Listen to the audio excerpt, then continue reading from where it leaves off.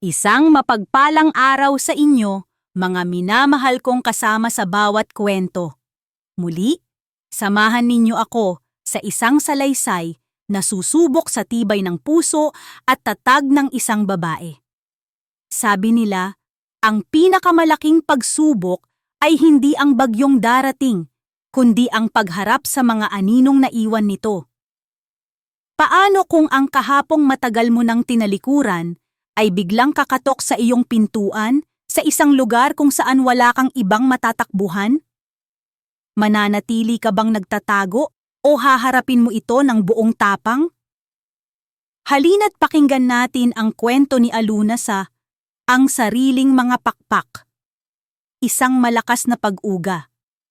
Kasunod nito ang malakas na sigawan, hiyawan, iyak ng mga bata.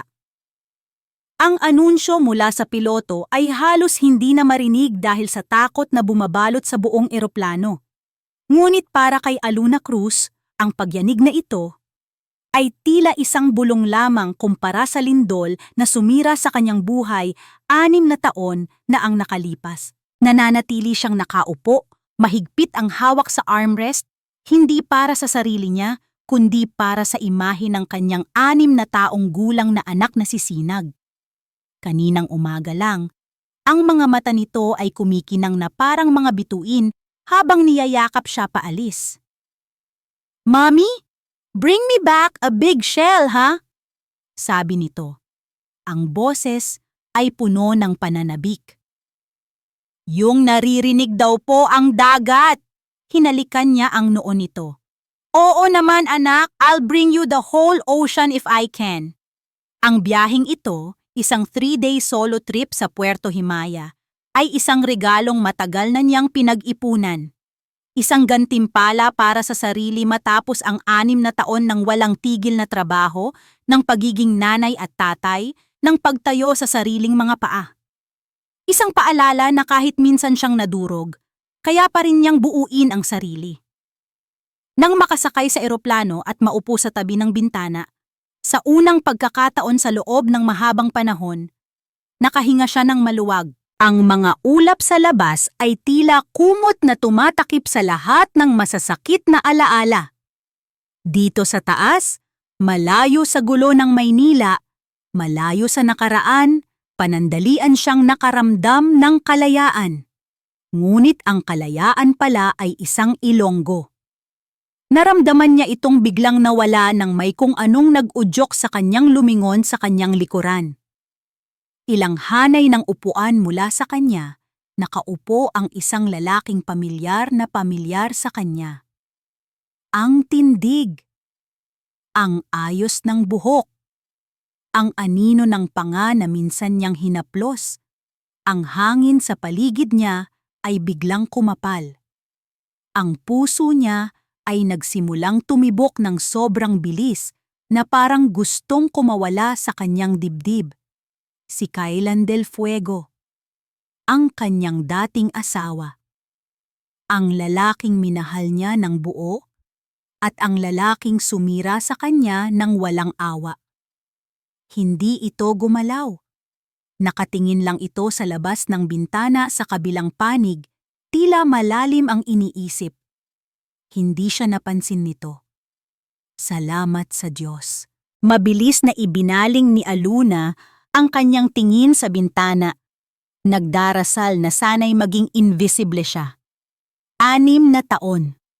6 na taon siyang umiwas, nagtago, at siniguradong hindi na muling magkukrus ang kanilang mga landas. Ngunit sa isang eroplanong lumilipad sa kalangitan, wala siyang matatakbuhan. At doon na nagsimula ang pagyanig. Habang ang lahat ay nagpapanik, isang kakaibang kapanatagan ang bumalot kay Aluna. Nakita niya ang isang batang babae sa kabilang pasilyo na umiiyak ng malakas sa takot. Nakita niya ang flight attendant na pilit pinapakalma ang mga pasahero, ngunit bakas din sa mukha nito ang pagkataranta.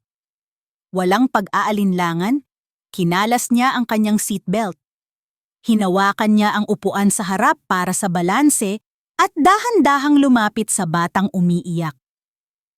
Hey! Mahinahon niyang sabi, sapat lang para marinig ng bata. It's okay. It's just like a bumpy ride on a bus. Have you tried that before? Umiling ang bata, luhaan ang mga mata. Ngumiti si Aluna. Well, this is more fun. We're flying through the clouds. Sometimes clouds are a bit lumpy, that's all. Kinuha niya ang isang pirasong candy mula sa kanyang bulsa at ibinigay sa bata. Ang simpleng gesto na iyon ay tila may mahika. Kumalma ang bata. Nakita ito ng ina ng bata at tinanguan siya, isang tingin ng pasasalamat.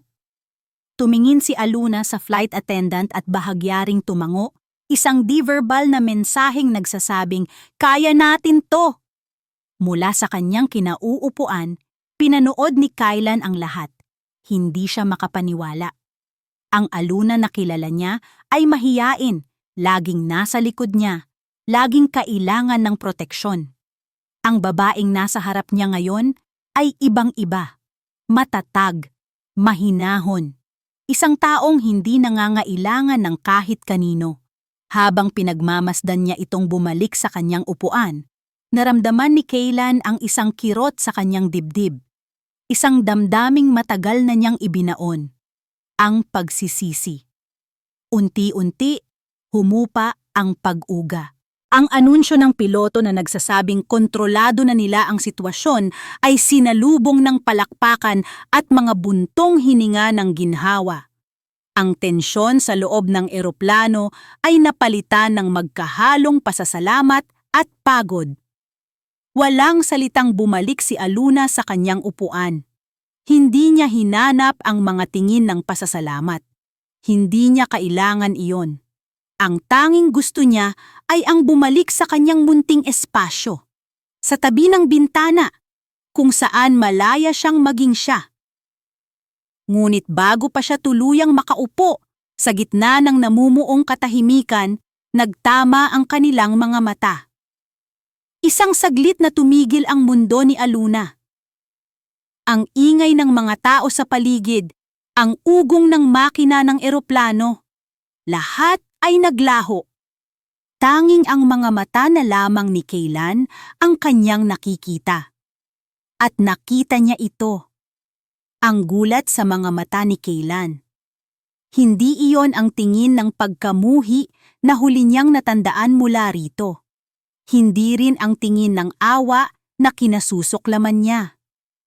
Iyon ay isang tingin ng purong pagkamangha. Isang tingin na para bang sa 6 na taon ng kanilang pagkakakilala bilang mag-asawa, ngayon lang siya nito tunay na nakita. Hindi maalis sa isip ni Kaylan ang mga matang iyon, ang mga mata ni Aluna. Dati, ang mga iyon ay puno ng pagmamahal, ng pagtitiwala. Sa huling pagkikita nila, ang mga iyon ay puno ng sakit at pagkabigo. Ngunit kanina, sa gitna ng kaguluhan sa eroplano, ang mga matang iyon ay puno ng kapanatagan. Isang kapanatagang hindi niya kailanman nakita rito noon. Habang naglalakad siya papalabas ng arrival area ng Puerto Himaya Airport, pilit niyang iwinawaksi ang imahe ni Aluna na buong tapang na tumayo para pakalmahin ang mga tao. Ang babaeng kilala niya ay laging nasa likod niya, laging humihingi ng kanyang opinyon, laging kailangan ng kanyang kamay para maramdamang ligtas ito. Ang babaeng nakita niya kanina ay hindi na kailangan ni Numan. Biglang bumalik sa alaala niya ang araw na iyon. Ang ulan sa labas ay kasing lamig ng mga salitang binitiwan ng kanyang ina. Ang babaeng yan ang dahilan ng lahat ng kamalasan sa pamilyang ito. Mula nang dumating siya, sunod-sunod na ang problema. Sigaw ni Doña Ismena. Ang muka ay puno ng galit. Palayasin mo siya, Kaylan, kung ayaw mong pati ikaw ay isumpa. At siya? Ano ang ginawa niya? Wala. Tumayo lang siya roon, pinanood si Aluna na buhatin ang nag-iisang maleta nito. Ang mga luha ay tahimik na dumadaloy sa pisngi nito. Walang salitang lumabas sa bibig niya para ipagtanggol ito. Pinili niya ang kanyang pamilya. Pinili niya ang pangalan ng mga Del Fuego. At sa pagpiling iyon, binitiwan niya ang kanyang puso. Napakislot si Kailan nang mag-ring ang kanyang telepono. Nakita niya ang pangalan ng kanyang ina sa screen. Huminga siya ng malalim bago sumagot. Ma? Nasaan ka na? Ang boses ni Doña Puri sa kabilang linya ay hindi na kasing tigas ng dati. Ngayon, ito'y basag at puno ng pag-aalala. Kailangan ka na rito? Kanina pa kami naghihintay ni Sylvan? I'm on my way. Kalma lang, ma. Kalma. Paano ako kakalma? Narinig niyang humikbi ito. Malulugi na tayo, Kailan? Ang Fuego Global Holdings na pinaghirapan ng lolo mo, guguho na lang na parang kastilyong buhangin. Pinatay niya ang tawag. Ang bigat sa kanyang dibdib ay lalong tumindi. Hindi ito isang bakasyon. Ang pagpunta niya sa Puerto Himaya ay isang desperadong hakbang para iligtas ang kanilang kumpanya mula sa bingit ng pagbagsak. Si Sylvan Montefalco, ang kanilang pinagkakatiwalaang business partner, ang tanging pag-asa nila. Pagdating niya sa grand lobby ng hotel, agad niyang natanaw ang kanyang ina at si Sylvan na nakaupo sa isang sulok. Ang kanyang ina, na dati laging taas noo at puno ng awtoridad, ay nakayuko ngayon, ang mukha ay gusot sa pag-aalala. Si Sylvan naman ay kalmado lang, pa-easy-easy na umiinom ng kape, na para bang hindi milyon-milyong piso ang nakataya. Kailan? Mabutit nandito ka na, sabi ni Doña Puri, agad na tumayo. Naglakad si Kailan palapit sa kanila. Ngunit ang kanyang mga mata ay biglang natigilan sa reception desk sa di kalayuan. Isang babaeng nakatalikod, may dalang simpleng backpack, ang matiyagang nakapila para mag-check-in. Pamilyar ang kanyang buhok, pamilyar ang kanyang tindig. At nang bahagya itong lumingon, kinapos ng hininga si Kailan. Si Aluna. Sa lahat ng hotel sa Puerto Himaya, bakit dito pa? Tadhana ba ito o isang malupit na biro? Ngunit hindi siya ang unang nakapansin. Nakita niya ang pagbabago sa ekspresyon ng kanyang ina. Ang desperasyon sa mukha nito ay biglang napalitan ng isang kakaibang kislap sa mata.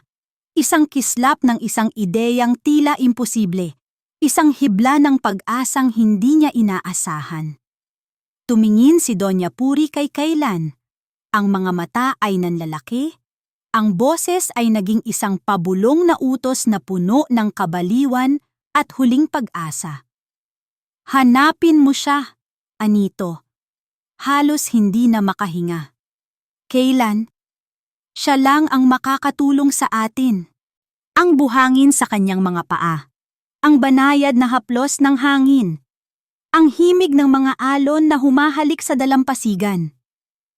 Ito dapat ang kanyang paraiso. Ito dapat ang kanyang kapayapaan. Ngunit bawat butil ng buhangin ay tila bumubulong ng pangalan ni Kailan. Bawat hampas ng alon ay tila nagpapaalala sa pagyanig ng eroplano at sa mga matang tumitig sa kanya na puno ng pagkamangha. Sinubukan ni Aluna na alisin ito sa kanyang isip. Naglakad siya sa dalampasigan, hinayaang mabasa ng tubig ang kanyang mga paa, pilit na ibinabalik ang sarili sa dahilan kung bakit siya naroroon. Para sa sarili niya. Para paghilumin ang mga sugat. Ngunit tila ang nakaraan ay isang aninong determinadong sumunod sa kanya. Aluna. Hindi niya kailangang lumingon. Alam niya kung kanino ang boses na iyon. Ang boses na minsan ay himig sa kanyang pandinig, ngunit ngayoy isang tinik na bumara sa kanyang lalamunan. Nanatili siyang nakatingin sa karagatan. Ang likod ay tuwid, ang mga balikat ay naninigas. Please! Narinig niyang sabi ni Kailan, humakbang ito palapit. Kailangan nating mag-usap. Dahan-dahan siyang humarap dito. Ang galit na 6 na taon niyang kinimkim ay nag-aapoy sa kanyang dibdib. Ngunit ang mukha niya ay nanatiling malamig na parang yelo. Wala na tayong dapat pag-usapan, sabi niya. Ang bawat salita ay may bigat. 6 na taon na ang nakalipas, Kailan. Tapos na tayo. Nakita niya ang sakit sa mga mata nito, ngunit hindi siya natinag. Ilang beses na ba siyang nakakita ng ganyang tingin? Ilang beses siyang naniwala? Tinalikuran niya ito at nagsimulang maglakad pabalik sa kanyang hotel. Ang bawat hakbang ay mabilis at may diin. Narinig niyang tinawag nito ang pangalan niya, ngunit hindi siya lumingon. Hindi na muli. Nakarating siya sa pasilyo na patungo sa kanyang kwarto, ang puso niya ay kumakaripas pa rin. Gusto na lang niyang pumasok sa loob, ikandado ang pinto at umiyak. Ngunit sa kanyang pagliko, isang figura ang biglang humarang sa kanyang daraanan. Ang babaeng dati nakatayo ng buong pagmamalaki, na ang bawat tingin ay tila isang hatol, ay naroon sa kanyang harapan. Ang mamahaling damit ay naroon pa rin, ngunit ang postura ay hindi na. Ang dating matalas na mga mata ni Doña Puri del Fuego ay ngayoy puno ng pagod at desperasyon. "Sandali!" sabi nito. Ang boses ay hindi na nag-uutos, kundi halos nagmamakaawa.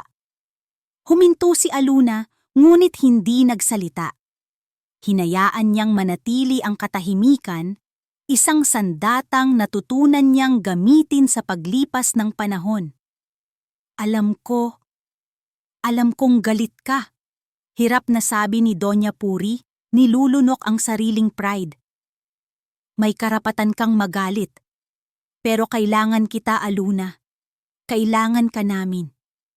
Isang mapait na ngiti ang gumuhit sa labi ni Aluna. "Kailangan? Kailan niyo ako kinailangan? Noong ipinagtatabuyan ninyo ako na parang aso? Noong tinawag ninyo akong malas?" Yumuko si Doña Puri, isang bagay na hindi kailanman inakala ni Aluna na makikita niya. Sa likod nito nakita niya si Kaylan na papalapit, ang mukha ay puno ng hiya. "Pakiusap, Aluna." Pagpapatuloy ng matanda, ang boses ay basag na. "Kalimutan mo muna ang galit mo. Ang kumpanya, mawawala na ang lahat. At ikaw lang ang nakakakita sa mga bagay na hindi namin nakikita." Ang huling pangungusap na iyon ay tumama kay Aluna. Ang kakayahan niya sa pananalapi, ang talino niya sa mga numero, ang mga bagay na minsang minaliit ng pamilyang ito, ay ang siya ngayong kailangan nila para mabuhay. Ang kabalintunaan ay halos nakakatawa. Tinitigan niya ang dalawang tao sa kanyang harapan, ang ina at ang anak na sabay na dumurog sa kanyang pagkatao. Ngayon, sila'y nakatayo sa harap niya, basag at humihingi ng tulong. Hindi siya nakaramdam ng awa. Hindi rin siya nakaramdam ng tuwa. Ang naramdaman niya ay isang malamig at nakakalkulang kapangyarihan. Sa unang pagkakataon, siya ang may hawak ng mga baraha. Huminga siya ng malalim, pinakalma ang sarili. Tumingin siya diretso sa mga mata ni Doña Puri. Ang kanyang boses ay kalmado ngunit matatag. "Pag-iisipan ko." Pagkasabi niyon, nilagpasan niya sila at naglakad patungo sa kanyang pinto. Hindi siya lumingon. Hindi niya kailangang makita ang kanilang mga reaksyon. Narinig niya ang katahimikan sa kanyang likuran. Isang katahimikang mas malakas pa sa anumang sigaw. Iyon ang tunog ng isang mundong biglang tumigil sa pag-ikot, habang ang sa kanya ay nagsisimula pa lamang. Kinabukasan, habang nakatayo sa harap ng salamin, tinitigan ni Aluna ang sariling refleksyon. Ang babaeng nakatingin pabalik ay hindi na ang babaeng umiiyak na umalis sa mansyon ng mga Del Fuego 6 na taon na ang nakalipas. Ang mga mata niya'y hindi na puno ng luha, kundi ng isang matalas na determinasyon. Hindi niya ito ginagawa para kay Kaylan. Hindi rin para kay Doña Puri, lalo nang hindi para sa nakaraan. Ito ay para sa akin. Ito ay para patunayan sa sarili niya na ang talino at kakayahang minsan niyang isinuko para sa pag-ibig ay naroon pa rin, nag-aapoy at naghihintay na muling magamit. Ito ay isang hamon, isang komplikadong problema sa pananalapi na kailangan niyang lutasin. At sa larangang ito, magaling siya. Bago umalis, tinawagan muna niya si Sinag sa video call. Ang nakangiting mukha ng kanyang anak ang nagsilbing baluti sa kanyang puso. "Mommy, how's the beach?" Masayang tanong ng bata. "It's beautiful, baby. But mommy needs to work for a little while, okay?" Sagot ni Aluna, ang boses ay puno ng lambing. May kailangan lang ayusin si mommy na isang malaking puzzle. "Wow! You're the best puzzle solver, mommy. I love you!" "I love you more, my sinag." Ang mga salitang iyon ang naging gasolina niya. Pagbaba ng tawag, handa na siyang harapin ang kahit ano. Ang pagpasok niya sa Fuego Global Holdings ay tila isang eksena sa pelikula. Ang marmol na sahig ay kumikinang. Ang mga pader ay napapalibutan ng mga larawan ng 3 henerasyon ng mga Del Fuego. Ngunit sa likod ng karangyaan, ramdam niya ang bigat ng problema. Pagbukas ng pinto ng boardroom, lahat ng ingay ay tumigil. 12 pares ng mata ang bumaling sa kanya. Mga matang puno ng pagdududa, pag-usisa, at ang ilan ay halatang paghamak. Nandoon si Doña Puri, nakaupo sa dulo ng mesa, hindi makatingin ng diretso sa kanya. Nandoon din si Kailan, nakatayo sa isang sulok, ang muka ay pinaghalong pag-asa at pagkahiya.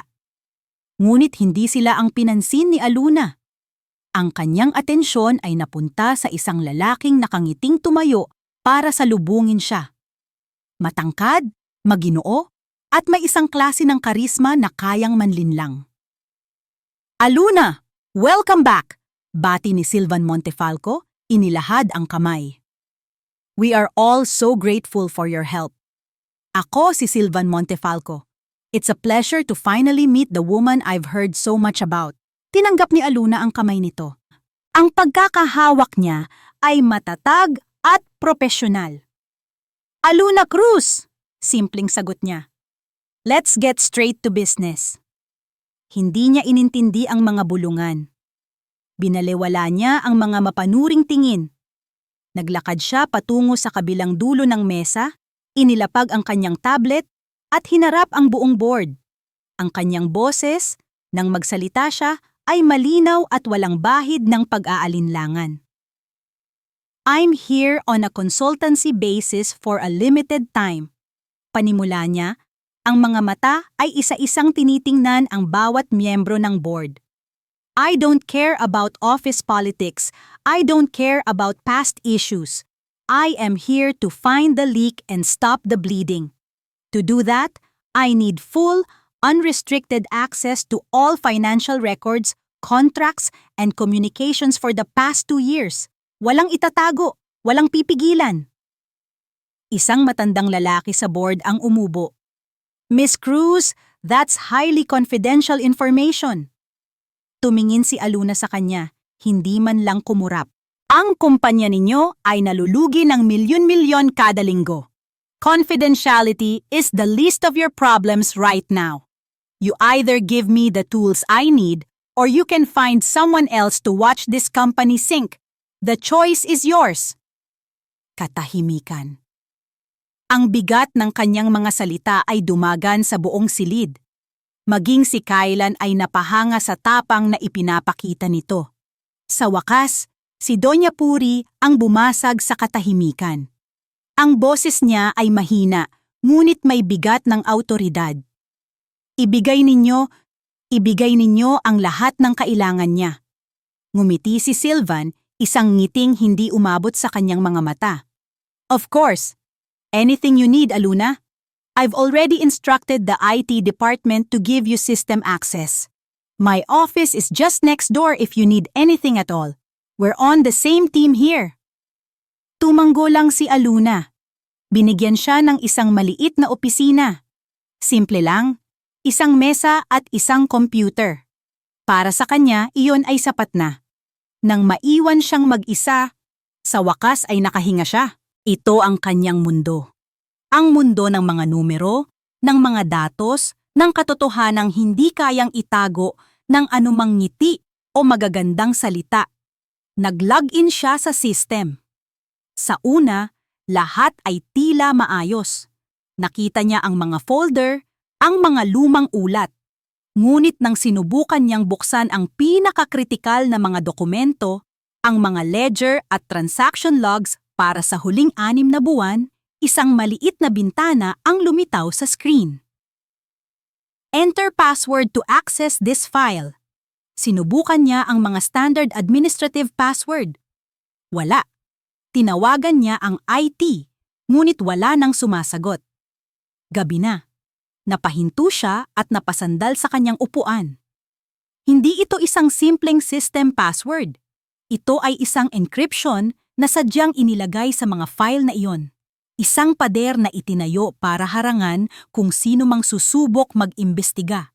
Isang pader na itinayo para harangan siya. Napatingin siya sa salaming pader ng kanyang opisina. Sa di kalayuan, sa loob ng sarili nitong magarbong opisina, nakita niya si Sylvan Montefalco na nakangiting kausap ang isang tao sa telepono. Ang ngiti nito ay parehong-pareho sa ngiting ipinakita nito sa kanya kanina. Mapagkumbaba, matulungin, at puno ng kasinungalingan. Mula sa labas ng salaming pader ng opisina, pinanood ni Kaylan si Aluna. Gabi na, ngunit ang ilaw lamang sa buong palapag ay ang nagmumula sa kanyang desk lamp. Napapalibutan siya ng mga folder at dokumento, ang kanyang buong atensyon ay nakatuon sa computer screen. Para siyang isang general sa gitna ng kanyang war room, bawat numero ay isang sundalo, bawat spreadsheet ay isang mapa ng labanan. Isang paghanga ang umusbong sa puso ni Kaylan, kasabay ng pamilyar na kirot ng pagsisisi. Gaano siya naging bulag?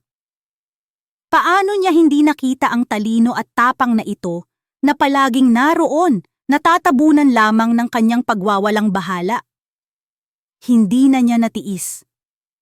Bumaba siya sa pantry at nagtimpla ng 2 tasa ng kape. Dahan-dahan siyang pumasok sa opisina nito. Hindi man lang ito nag-angat ng tingin. Aluna! Mahina niyang sabi. Doon lang ito napatingin. Ang mga mata ay bahagyang nanliit dahil sa pagod. Kape! Alok niya, inilapag ang isang tasa sa gilid ng kanyang mesa, maingat na hindi matamaan ang anumang papel. Tinitigan ni Aluna ang tasa, pagkatapos ay tumingin sa kanya. Walang emosyon ang kanyang mukha. Salamat!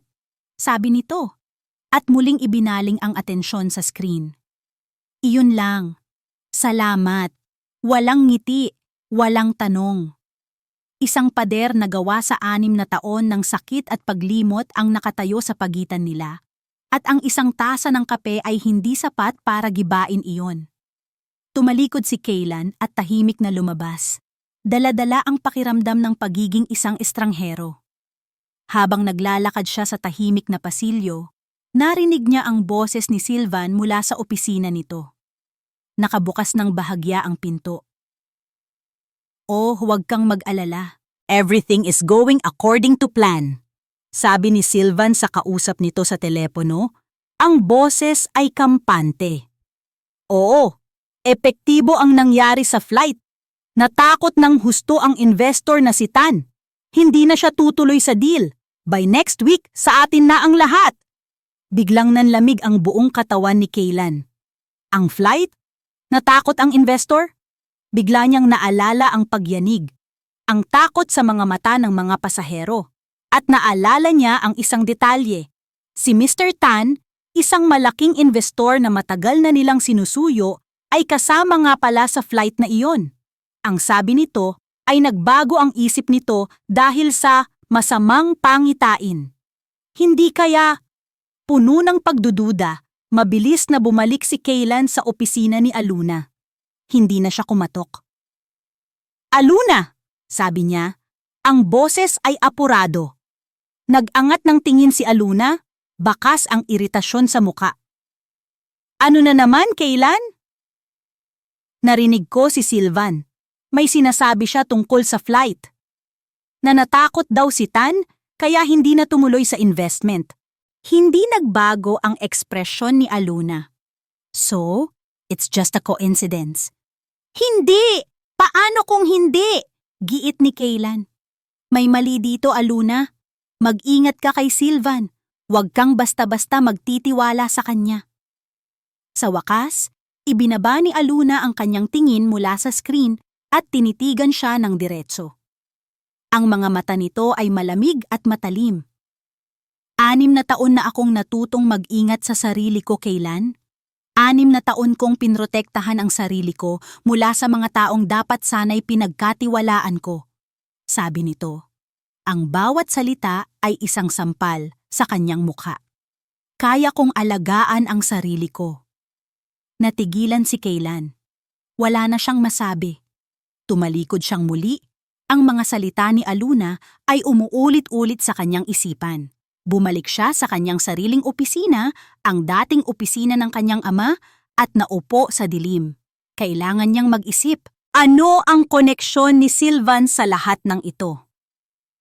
Binuksan niya ang isang lumang kabinet, naghahanap ng mga lumang kontrata na maaaring may kaugnayan dito. Sa ilalim ng mga dokumento, nakita niya ang isang kahon ng mga lumang litrato. Kinuha niya ito at sa ibabaw ng lahat ay isang larawang halos kupas na. 3 tao ang nasa larawan. Isang batang Kaylan, isang batang Sylvan na nakangiti, at ang ama ni Sylvan. Nakatayo sila sa harap ng isang maliit na gusali. Sa itaas ng pinto ay may nakasulat na pangalan, Montefalco at Sons Logging. Isang kumpanyang matagal nang nawala. Isang kumpanyang at bigla, isang alaala ang sumabog sa isipan ni Kaylan na parang kidlat. Naalala niya ang kanyang ama.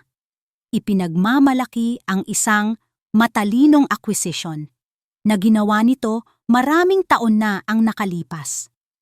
Naalala niya ang pamilya Montefalco na biglang nawala sa kanilang sosyal na sirkulo matapos ibenta ang kanilang negosyo sa mga Del Fuego sa napakamurang halaga. Hindi iyon pagbebenta. Iyon ay isang hostile takeover. Tinitigan ni Kaylan ang nakangiting mukha ng batang Sylvan sa litrato at naintindihan niya ang lahat. Hindi ito tungkol sa partnership. Hindi ito tungkol sa pagtulong. Ito ay paghihiganti.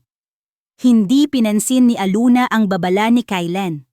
Para sa kanya, iyon ay paranoia lamang ng isang taong ginugulo ng konsensya.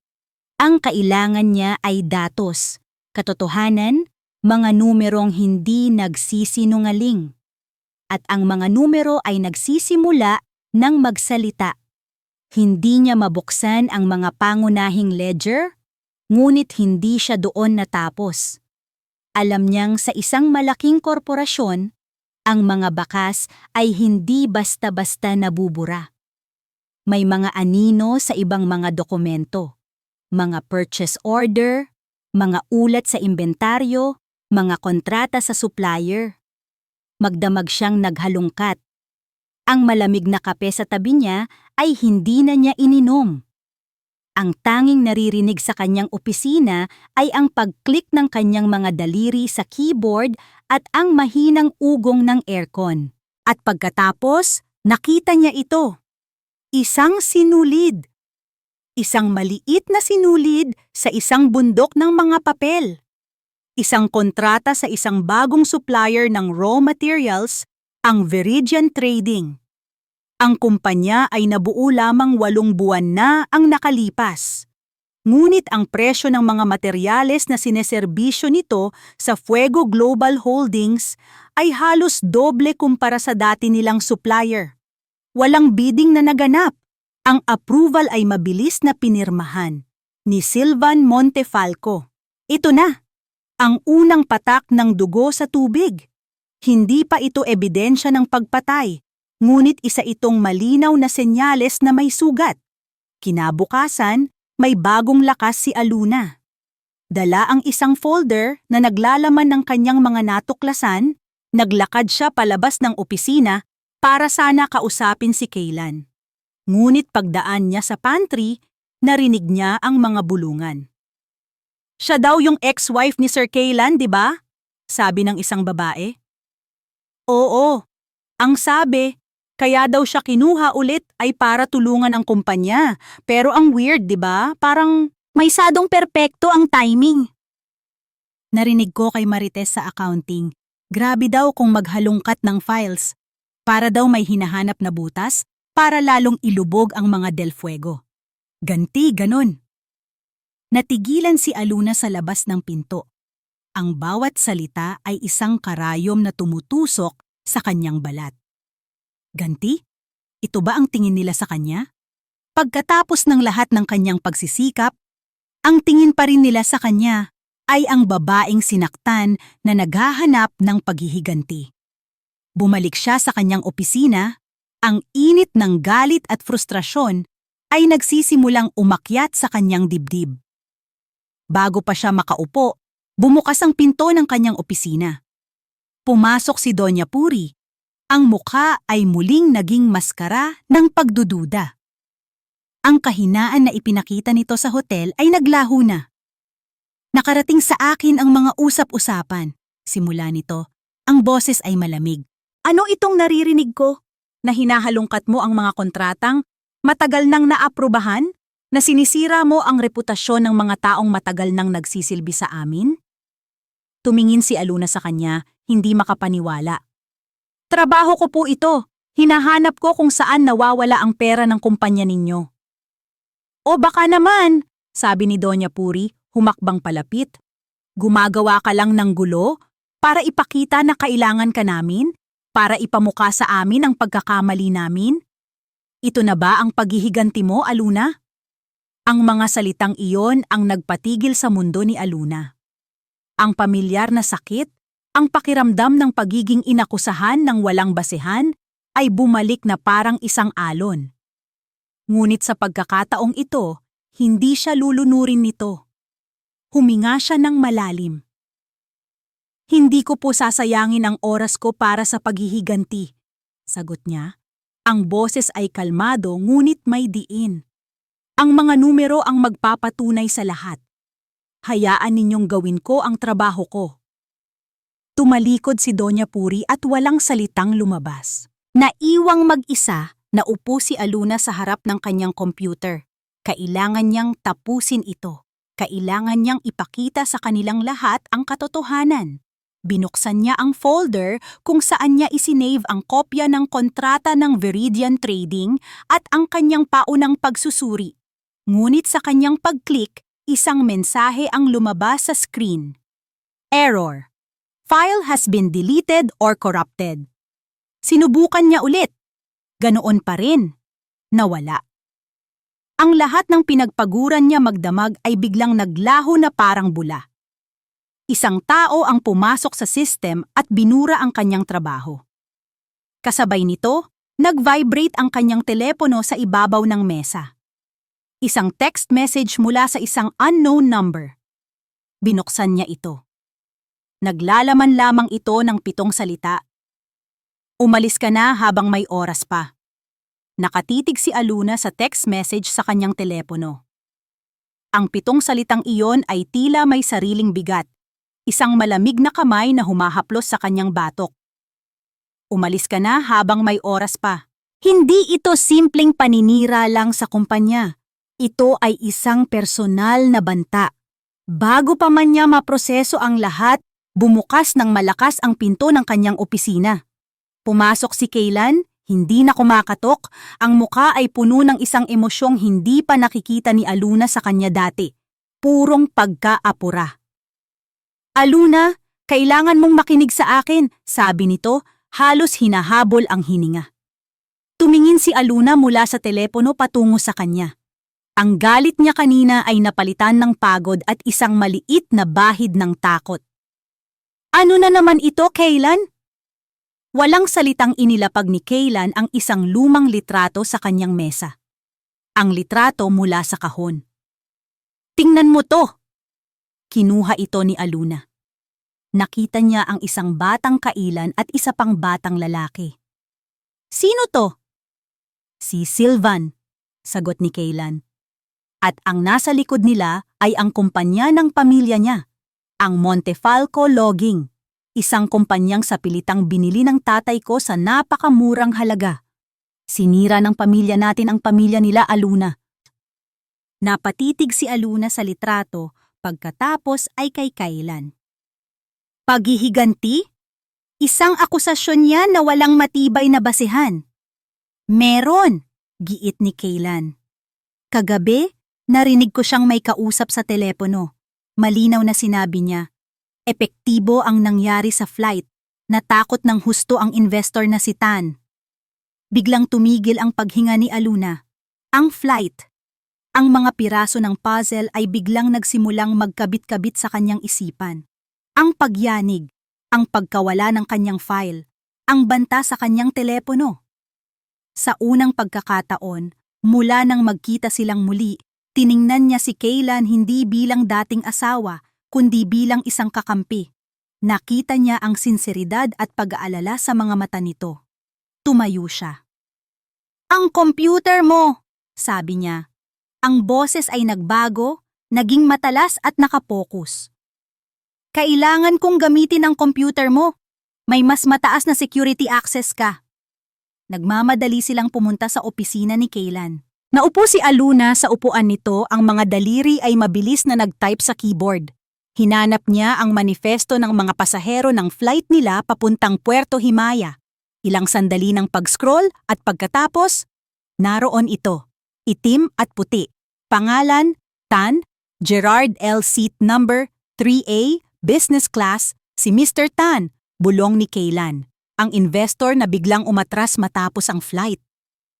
Napahawak si Aluna sa kanyang sentido, pilit na inaalala ang bawat detalye ng araw na iyon. Ang gulo, ang sigawan, ang takot. May mali, sabi niya. Mas para sa sarili kaysa kay Kaylan. Mayroong hindi tama bago pa tayo umalis. Ipinikit niya ang kanyang mga mata.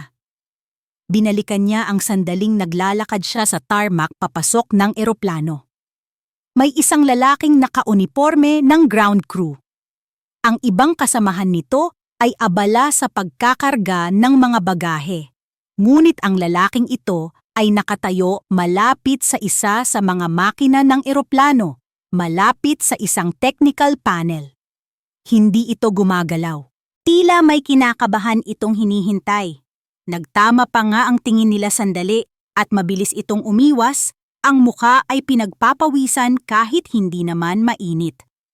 Sa mga oras na iyon, isa lamang iyong detalye na hindi niya pinansin.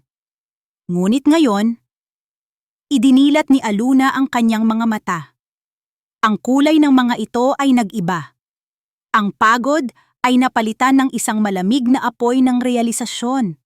Isang realisasyong nakakapangilabot. Hindi iyon aksidente. Hindi iyon technical malfunction. Iyon ay sinadya. Ang pagyanig, ang takot, lahat ay planado. Isang napakalaking palabas para takutin ang isang investor at pabagsakin ang Fuego Global Holdings.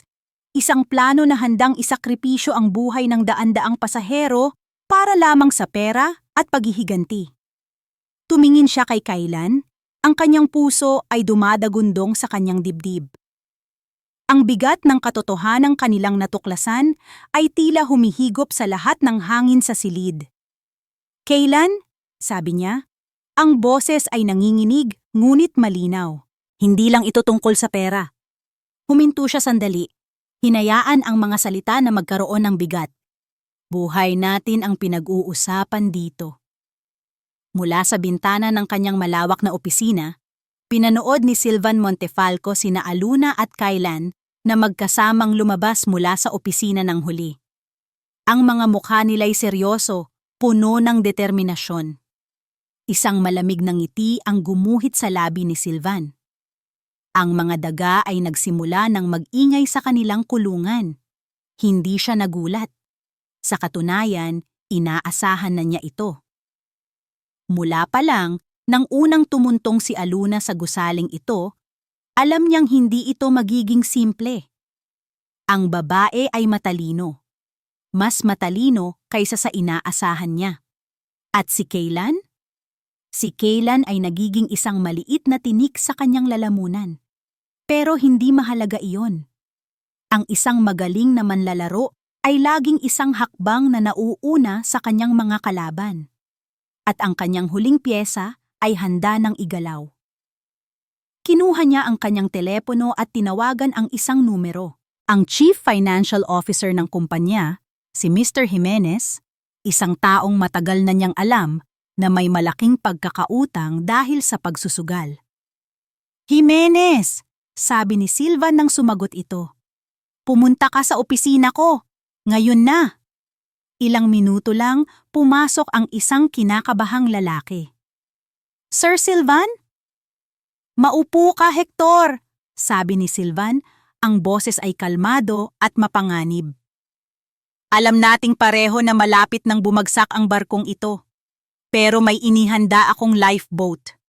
Isang lifeboat na papuntang Cayman Islands, kung naiintindihan mo ang ibig kong sabihin." Nanlaki ang mga mata ni Jimenez. "Kailangan ko lang ng isang maliit na pabor mula sa'yo." Pagpapatuloy ni Silvan, inilapag ang isang folder sa mesa. "Isang pabor na magbibigay sa'yo ng sapat na pondo para sa iyong retirement at sa mga utang mo." Ang kasakiman sa mga mata ni Jimenez ay sapat ng sagot. Nang makaalis ang CFO, naupo si Silvan sa kanyang computer. Binuksan niya ang isang ghost program, isang software na kaya niyang gamitin para manipulahin ang network ng kumpanya. Sa ilang pag-click, nakapasok siya sa terminal na ginagamit ni Aluna. Gumawa siya ng isang bagong email. From aluna.cruz@fuegoglobal.ph2 secure.offshore.panama@protonmail.com. Subject: Phase 2. The internal audit is complete. The board is distracted. Ready to proceed with Phase 2. Wire transfer of the first 10% should be initiated within 48 hours as planned. I will handle the final liquidation from this end. A.C. Perpecto. Isang email na nagmumukhang si Aluna ang utak ng isang mas malaking sabotahe, na ang pagtulong niya sa mga Del Fuego ay isa lamang palabas para makakuha ng access.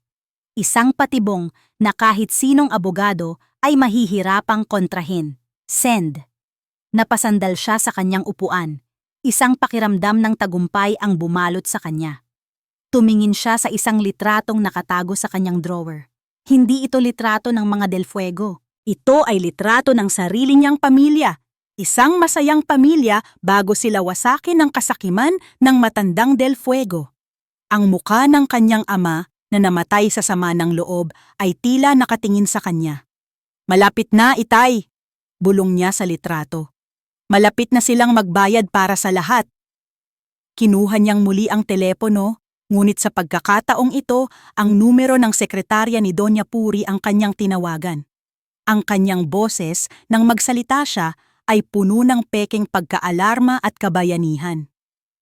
"Maria, kailangan mong tawagin ang lahat ng board members para sa isang emergency meeting bukas ng umaga. 9:00 ng umaga sharp," sabi niya. Sabihin mong nahanap ko na ang ahas sa loob ng kumpanya." Maaga pa lang, nasa opisina na si Aluna. Katabi niya si Kaylan. Sa unang pagkakataon, hindi sila dating mag-asawa. Sila ay 2 taong may iisang layunin. Ang ilabas ang katotohanan. Kailangan nating makahanap ng matibay na ebidensya na mag-uugnay kay Silvan sa ground crew, sabi ni Aluna. Ang kanyang mga mata ay nakatutok sa screen. Naghahanap ng anumang lead sa mga security log ng airport. "Susubukan kong kausapin si Tan," sabi naman ni Kaylan. "Baka may naalala siyang kakaiba sa flight na iyon." Sa sandaling iyon, may kislap ng pag-asa sa pagitan nila. Ang katotohanan ay malapit na, abot kamay na nila. Ngunit ang pag-asang iyon ay biglang pinutol ng isang tawag mula sa sekretarya ni Doña Puri. Isang emergency board meeting. Ngayon na. Nagkatinginan sila, parehong may kaba sa dibdib. Masyadong biglaan, masyadong mabilis. Pagpasok nila sa boardroom, ang hangin ay mas mabigat pa kaysa noong unang araw. Ang mga mukha ng board members ay matitigas na parang bato. Si Doña Puri ay nakaupo sa dulo, ang mga mata ay nakapako kay Aluna, puno ng isang malamig na apoy. At sa gitna ng lahat, nakatayo si Silvan Montefalco. Ang kanyang mukha ay isang perpektong maskara ng kalungkutan at kabigatan.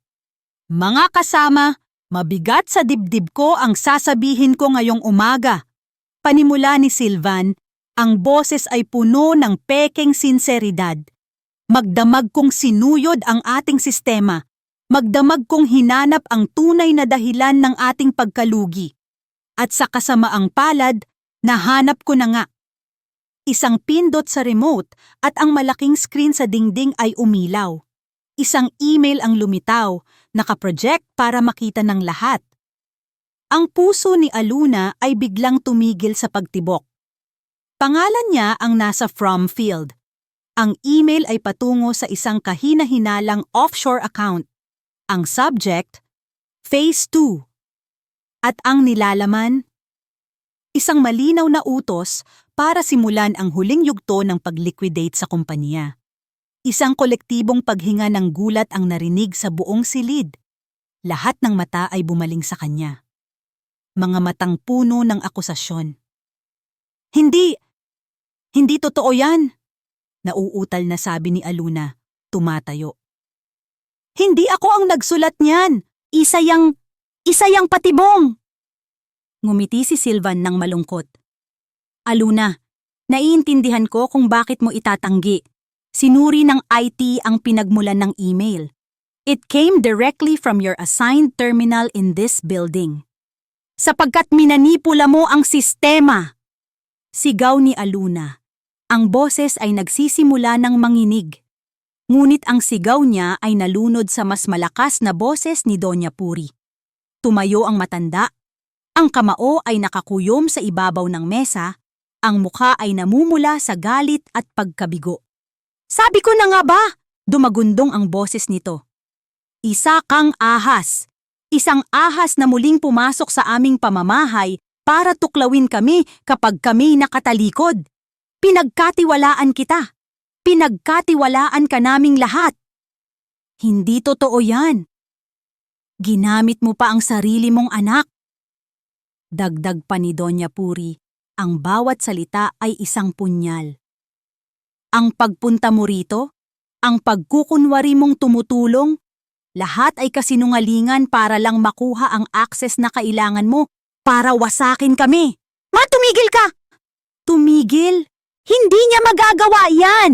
Sigaw ni Kaylan, humarang sa pagitan ni Aluna at ng kanyang ina. Umupo ka, Kaylan! Sabi ng isang board member. Damdamin lang ang pinapairal mo. Malinaw na ang ebidensya. Walang magawa si Kaylan. Wala siyang pruweba. Tanging salita laban sa isang itim at puting ebidensya sa screen. Muli, naramdaman niya ang pamilyar na pakiramdam ng pagiging inutil. Si Aluna ay nakatayo sa gitna ng lahat, ngunit pakiramdam niya ay nag-iisa siya sa isang malawak na disyerto. Ang mga tingin nila, ang mga bulungan, ang hatol, para siyang nasa loob ng isang masamang panaginip. Ang parehong panaginip na naranasan niya 6 na taon na ang nakalipas. Ang pakiramdam ng pagiging trinaydor, ng pagiging pinagbintangan, ng pagiging mag-isa laban sa buong mundo. Security! Malamig na utos ni Silvan. 2 lalaking nakauniporme ang pumasok. Ang mundo ay tila bumagal para kay Aluna. Ang mga muka ay lumabo. Ang mga boses ay naging isang ugong na lang. Habang papalapit ang mga security guard, tiningnan niya si Kaylan. Nakita niya ang desperasyon at sakit sa mga mata nito. Ang parehong itsura ng pagkatalo na nakita niya 6 na taon na ang nakalipas. Wala nang nagbago. Tahimik siyang nagpahawak sa mga gwardya. Hindi na siya lumaban. Hindi na siya nagsalita. Habang dinadaan siya palabas ng boardroom, naramdaman niya ang bawat tingin na humahabol sa kanyang likuran. Ang salaming pinto ng gusali ay nagsara sa likod niya. Ang tunog ay tila isang pinal na hatol. Nakatayo siya sa ilalim ng sikat ng araw, ngunit ang pakiramdam niya ay nasa gitna siya ng pinakamadilim na gabi. Lahat ng kanyang pinaghirapan, lahat ng kanyang ipinaglaban. Sa isang iglap, lahat ay nawala. 6 na taon. Para lang bumalik sa parehong bangungot. Naupo si Aluna sa buhanginan, yakap ang sariling mga tuhod. Ang parehong dalampasigan na dapat sana'y magbibigay sa kanya ng kapayapaan ay tila nangungutya ngayon sa kanyang kabiguan. Ang araw ay dahan-dahang lumulubog, kinukulayan ang langit ng kahel at lila. Ngunit para kay Aluna, ang lahat ay kulay abo. Kinuha niya ang kanyang telepono. Binuksan niya ang isang airline app. Manila, one way. Ang pagpindot sa book flight ay parang pagpindot sa isang surrender button. Iyon na, tapos na ang laban. Uuwi na siya, dala ang isa na namang peklat. Ngunit bago pa man niya maipindot ang kanyang daliri, nagring ang telepono. Isang video call. Ang nakangiting mukha ni Sinag ang lumitaw sa screen. "Mommy, sabi ni Lola, you're coming home na daw po bukas. Did you solve the big puzzle na?" Ang boses ng kanyang anak, puno ng tiwala at pagmamahal, ay tila isang sinag ng liwanag sa kanyang kadiliman. "Not yet, baby." Halos pabulong na sagot ni Aluna. Pilit nang ngumingiti para itago ang luhang namumuo sa kanyang mga mata. "The puzzle is very, very hard." "It's okay, Mommy," masayang sabi ni Sinag. "Kahit anong puzzle pa yan, kaya mo yan. You're the best. You're my mommy! You're my mommy!" Ang mga simpleng salitang iyon ay tumama sa kanya na parang kidlat. Hindi siya si Aluna, ang ex-wife. Hindi siya si Aluna, ang akusado. Siya si Aluna, ang nanay ni Sinag. At ang nanay ni Sinag ay hindi sumusuko. Biglang may naalala siyang isang detalye. Isang maliit na bagay na hindi niya pinansin noon. Sa bawat meeting, habang lahat ay nakatingin sa malaking screen, si Sylvan ay palaging may hawak na isang personal na tablet. Isang itim, manipis na tablet na hindi niya kailanman inilalayo sa kanyang tabi. Dito niya tinitipa ang kanyang mga personal notes. Masyado itong pribado. Masyadong maingat. Iyon na iyon. Ang kahon na naglalaman ng lahat ng sikreto. Ngunit paano siya makakabalik sa loob ng gusali? Tila dininig ng langit ang kanyang tanong. Isang text message ang pumasok sa kanyang telepono. Mula sa isang numerong hindi niya kilala. Sa likod ng coffee shop sa tapat ng hotel. 5 minuto. Walang pangalan. Ngunit may kutob si Aluna. Nagmamadali siyang naglakad papunta sa coffee shop. Sa isang madilim na eskinita sa likod, isang babaeng nakasuot ng simpleng bestida ang naghihintay. Si Manang Ginhawa, ang matagal ng kasambahay ng mga Del Fuego. "Alam kong hindi ikaw ang may kasalanan, Hija," mahinang sabi ng matanda. Ang mga mata ay puno ng awa. Inabot nito ang isang maliit na plastic card. Isang all-access security card. Galing ito sa wallet ni Sir Kaylan. Alam kong hinahanap niya ito kanina pa. Siguro'y sinadya niyang ilagay kung saan ko makikita. Isang di sinasabing pagkakaunawaan. Isang maliit na pag-asa. Ang opisina ni Sylvan ay laging nakalock. Pagpapatuloy ni Manang Ginhawa. Pero ang pinto patungo sa fire exit sa dulo ng pasilyo ay laging bahagyang bukas. Doon ka dumaan. Ipakita mo sa kanila ang tunay na liwanag, Aluna. Niyakap ni Aluna ang matanda. Salamat po. Gabi. Ang Fuego Global Holdings ay isang higanteng natutulog. Gamit ang card, nakapasok si Aluna sa gusali. Ang bawat tunog, ang pag-click ng pinto, ang ugong ng elevator, ang sarili niyang tibok ng puso, ay tila umietso sa nakakabinging katahimikan. Nakarating siya sa fire exit. Gaya ng sabi ni Manang Ginhawa, bahagya itong bukas. Pumasok siya sa madilim na pasilyo, ginamit ang flashlight ng kanyang telepono para maging gabay. Narating niya ang opisina ni Silvan. Ang pinto ay nakalock. Ngunit ang salaming pader sa pagitan ng opisina nito at ng katabing conference room ay may maliit na bintanang sliding para sa mga dokumento. Sapat lang para sa isang taong payat na tulad niya. Hirap man, nagawa niyang makapasok. Nasa loob na siya. Ang opisina ay malinis at organisado. Masyadong malinis. Tumingin siya sa mesa. Nandoon ito. Ang itim na tablet. Nanginginig ang mga kamay na binuksan niya ito. Nakalock, ngunit ang password hint ay Father's Legacy. Agad na pumasok sa isip niya ang pangalan ng kumpanya sa lumang litrato.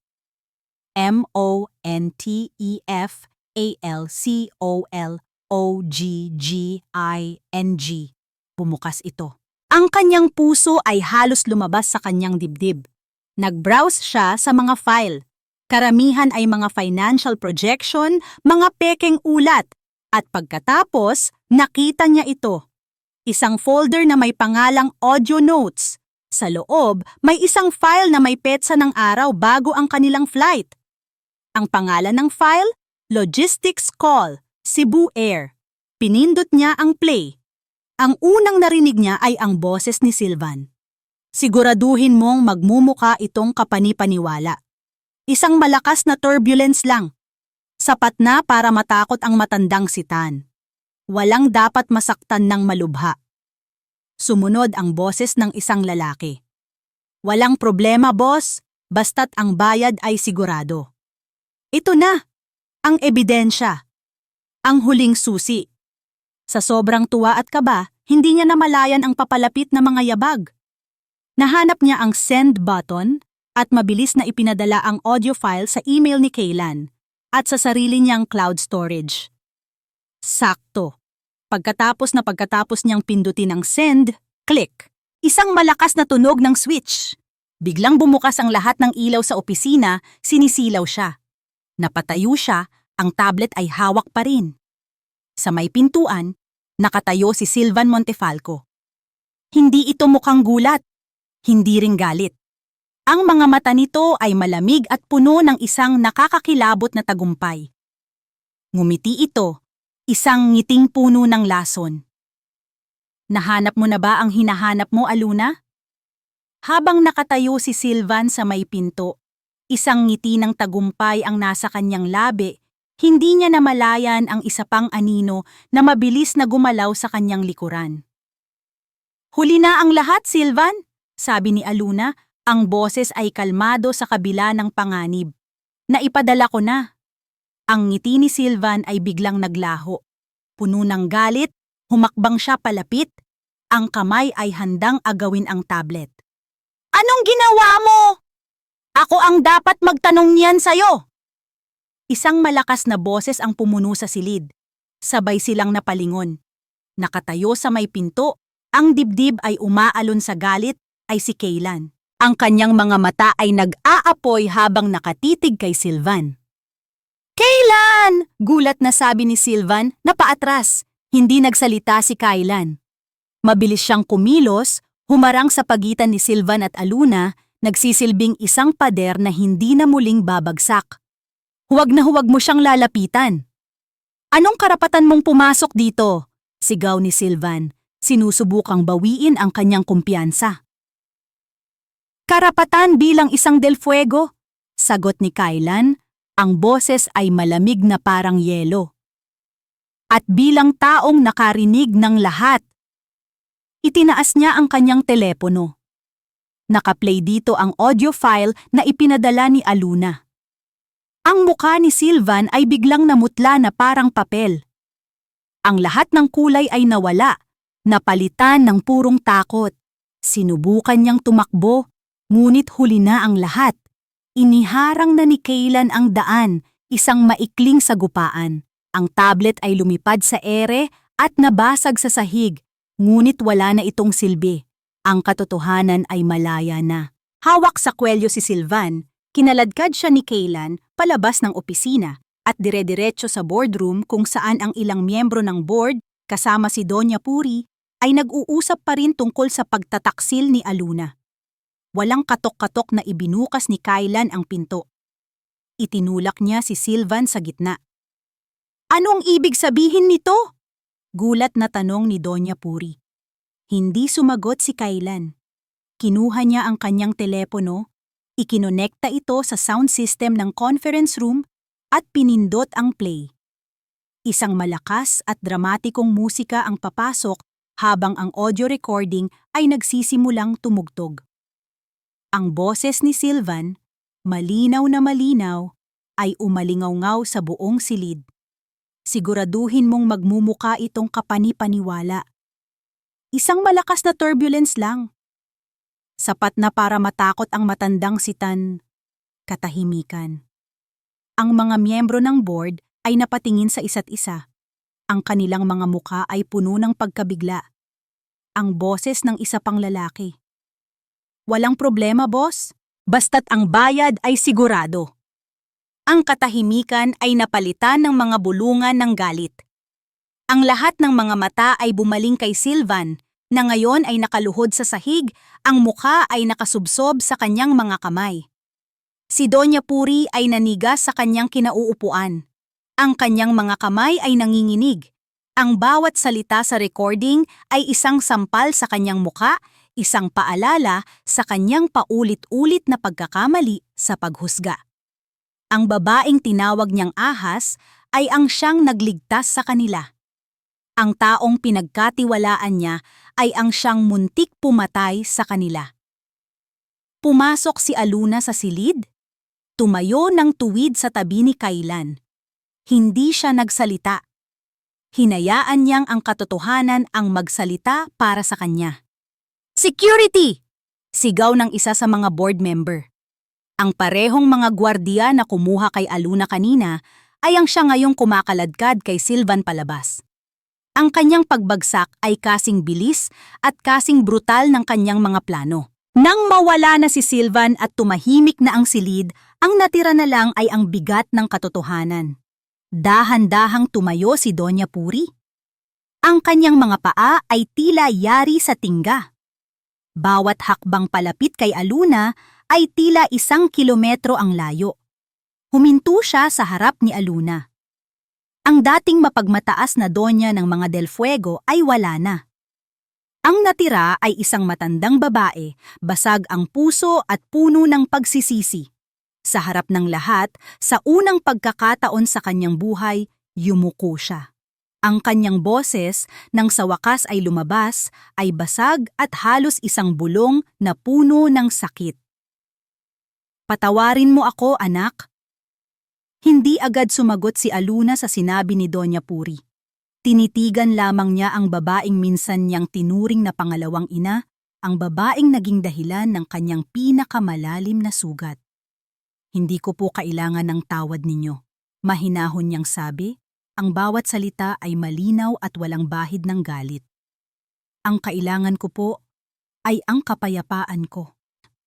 Ang mga salitang iyon, bagamat hindi mapait, ay mas tumagos sa puso ni Doña Puri kaysa sa anumang sumbat. Iyon ang hatol na kailangan niyang pasanin habang buhay.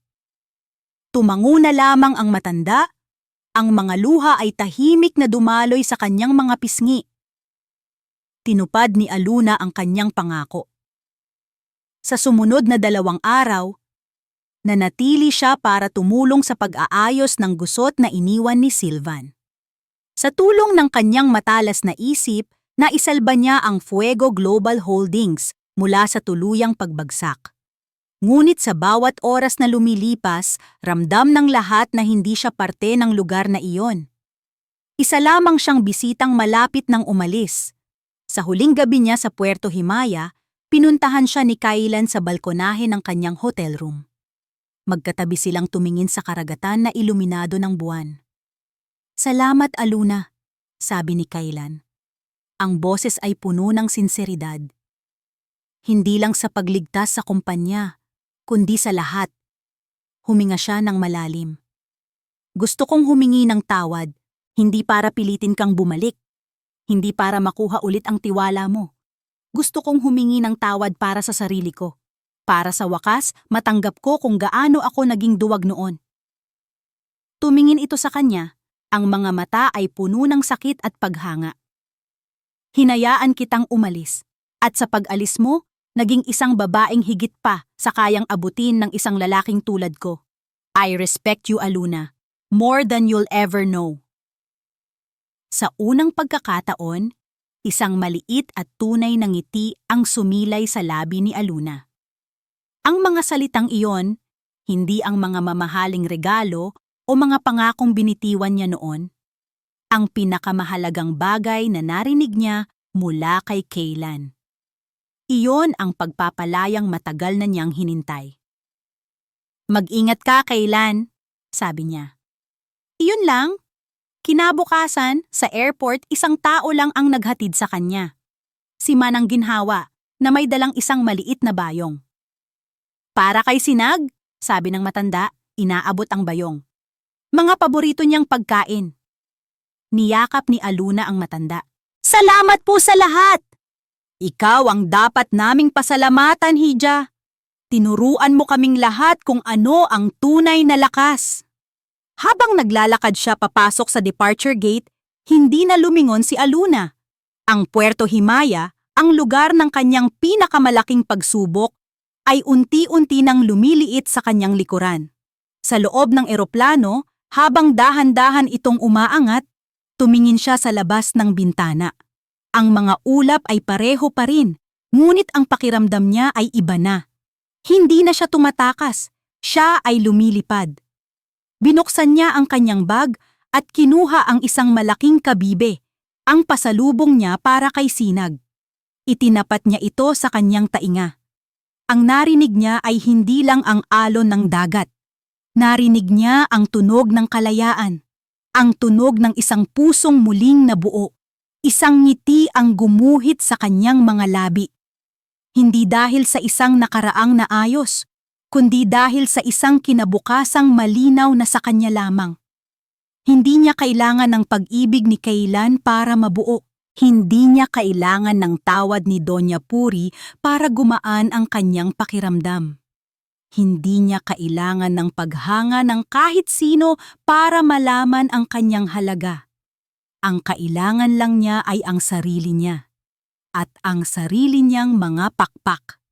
At dito po nagtatapos ang kwento ni Aluna sa Ang Sariling Mga Pakpak. Isang salaysay na nagpapaalala sa atin na ang tunay na pagpapalaya ay hindi matatagpuan sa paghihiganti o sa pagpapatawad ng iba, kundi sa pagtanggap at pagpapatawad sa ating sarili. Ang pinakamahalagang laban ay hindi laban sa mga taong nanakit sa atin, kundi sa mga anino ng kahapon na pilit nating binubuhat.